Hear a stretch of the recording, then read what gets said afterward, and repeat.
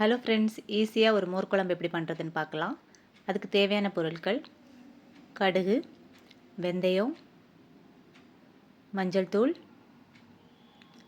Kashmiri chilli powder, அப்புறமா கருவேப்பிலை, பச்சை மிளகாய், சின்ன வெங்காயம், நீட்டு மிளகாய், கொஞ்சமாக இஞ்சி பூண்டு விழுது, அப்புறமா தயிர், தேவைக்கு உப்பு. இப்போ தயிரில் கொஞ்சமாக தண்ணி ஊற்றி உப்பு போட்டு அடித்து வச்சுக்கோங்க. இப்போ கடாய் அடுப்பில் வச்சுக்கலாம். கடாய் சூடானதும் தேங்காய் எண்ணெய் ஊற்றிருக்கேன். எண்ணெய் சூடானதுக்கப்புறமா கடுகு போட்டிருக்கேன். கடுகு பொரிஞ்சதும் வெந்தயம் போட்டுக்கலாம். இப்போ இதில் நம்ம எடுத்து வச்சுருக்கிற இஞ்சி பூண்டு விழுதோட பச்சை வாசனை போகிறது வரைக்கும் போட்டு வதக்கிக்கோங்க.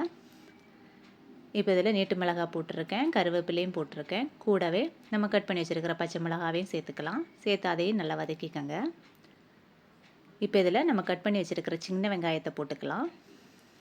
போட்டு அதையும் நல்லா வதக்கிக்கணும். இப்போ இதில் தேவையான மசாலா சேர்த்துக்கலாம்.